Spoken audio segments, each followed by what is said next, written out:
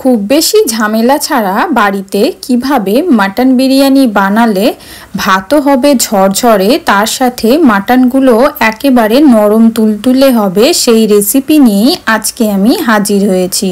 আশা করি বিরিয়ানির এই রেসিপি আপনাদের সকলের ভালো লাগবে, তাই বলছি দেরি না করে ভিডিওটি শেষ পর্যন্ত দেখে নিন। নমস্কার বন্ধুরা, পিনাজ হেসেলে আপনাদের সবাইকে স্বাগত জানাই। আশা করি আমার চ্যানেলের রেসিপিগুলি আপনাদের সকলকে ভালো লাগে। চ্যানেলের রেসিপিগুলি ভালো লাগলে আমার চ্যানেলটি কিন্তু অবশ্যই সাবস্ক্রাইব করবেন। রেসিপির শুরুতেই 1.5 কিলো পরিমাণ খাসির মাংস ভালোভাবে ধুয়ে জল ঝরিয়ে নিয়েছি।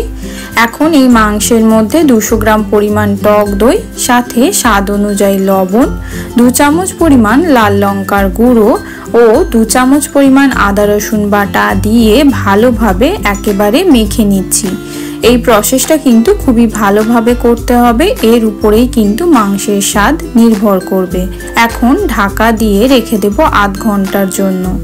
ফিরে এলাম আধ ঘন্টা পর। এখন আমি পাত্রটাকে গ্যাসের চুলোয় বসিয়ে দিয়েছি।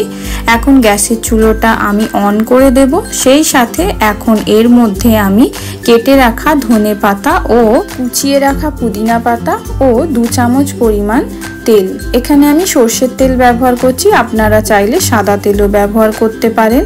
তেল খুব বেশি ব্যবহার করলাম না, কারণ মাংসতে চর্বি আছে।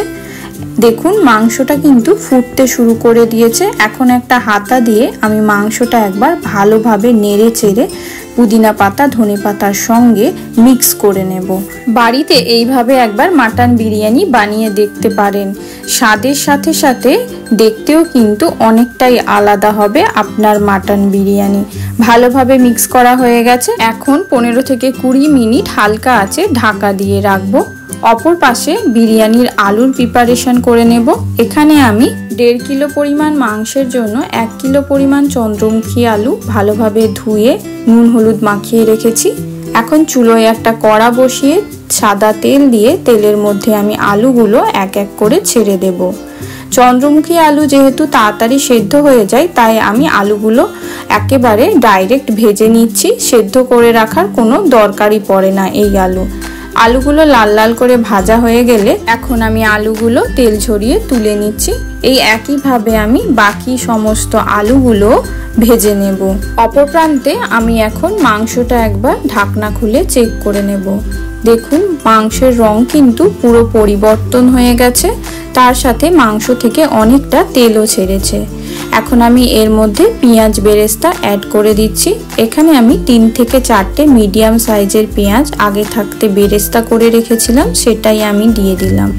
এখন বেরেস্তাটা মাংসের সঙ্গে আমি একবার হাতা দিয়ে ভালোভাবে নেড়ে চেড়ে মিক্স করে দিচ্ছি। এখন আমি মাংসটা হাই ফ্লেমে 10 থেকে 15 মিনিট ভালোভাবে কষিয়ে নেব। এই কষানোর পর্যায়ে এর মধ্যে দিয়ে দিচ্ছি 2 চামচ পরিমাণ ধনের গুঁড়ো, তার সাথে 2 চামচ পরিমাণ জিরের গুঁড়ো, আর দিয়ে দিচ্ছি 1 চামচ পরিমাণ গোলমরিচের গুঁড়ো। মাংসটা ঢাকা দিয়ে রান্না করার ফলে প্রায় 80% সেদ্ধ হয়ে গেছে।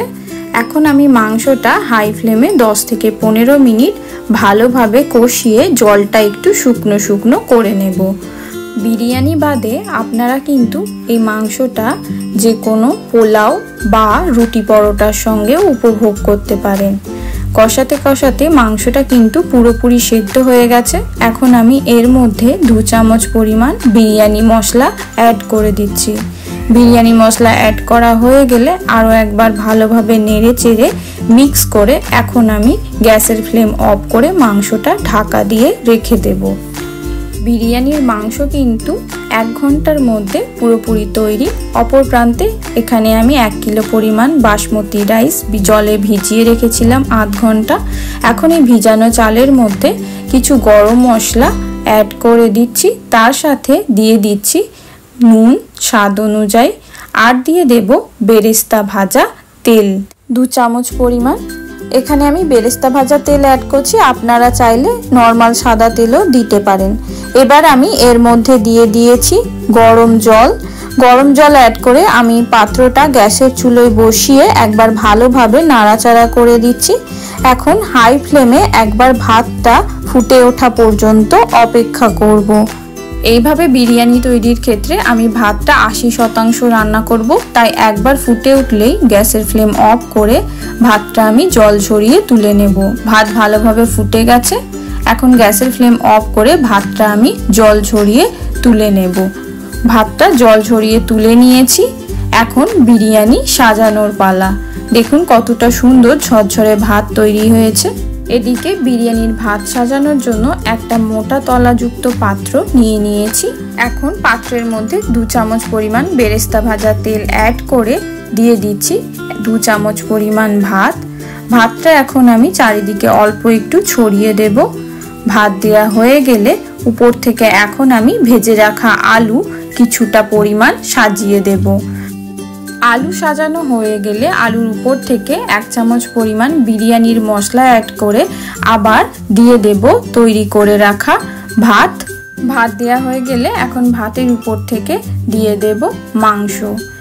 এখানে আমি প্রথমে একটা লেয়ারে অর্ধেক পরিমাণ মাংস দিয়ে দিচ্ছি। মাংস দেওয়া হয়ে গেলে উপর থেকে আমি 2 চামচ পরিমাণ বিরিয়ানির মশলা অ্যাড করে আবার ভাত দিয়ে চাপা দিয়ে দেব। এই একই প্রসেসে আমি পুরো হাঁড়িটা ভর্তি করে নেব। আপনারা চাইলে 2-3টে লেয়ারে আমার মতো করে জিনিসটা কমপ্লিট করতে পারেন। পুরোপুরি কমপ্লিট হয়ে গেছে। এখন আমি উপর থেকে ভাত দিয়ে চাপা দিয়ে দিচ্ছি বিরিয়ানির মশলা, সাথে দিয়ে দিচ্ছি শুকনো আলুর বোখরা আর 200 গ্রাম পরিমাণ দুধ। তার সাথে দিয়ে দিচ্ছি অল্প একটু কেশরে গুলানো দুধ। এতে বিরিয়ানির মধ্যে খুব সুন্দর একটা কালার আসবে। আর সবশেষে উপর থেকে পেঁয়াজ বেরেস্তা অ্যাড করে 2 থেকে 3 চামচ পরিমাণ সাদা ঘি দিয়ে দিচ্ছি। এতে করে ঘিয়ের খুব সুন্দর একটা গন্ধ বিরিয়ানির মধ্যে পাওয়া যাবে। সব কিছু দেয়া হয়ে গেছে। এখন ঢাকা দিয়ে আধ ঘন্টার জন্য মোটা একটা তাওয়ার উপর বসিয়ে প্রথমে 10 মিনিট, তারপরে 20 মিনিটের মতো হালকা আঁচে দমে রেখে দেব। দমের আধ ঘন্টা পর খুললেই বিরিয়ানি একেবারে তৈরি। এখন আমি বিরিয়ানিটা একটা বড় পাত্রে পুরো ভালোভাবে মিক্স করে নিয়েছি। দেখুন কত ঝরঝরে একেবারে বিরিয়ানি তৈরি হয়েছে। ছুটির দুপুরে অল্প সময়ে তৈরি মাটন বিরিয়ানির এই রেসিপিটা একবার কিন্তু অবশ্যই ট্রাই করবেন, আশা করি ভালো লাগবে। তার সাথে বলি, রেসিপি ভালো লাগলে চ্যানেল কিন্তু অবশ্যই সাবস্ক্রাইব করবেন।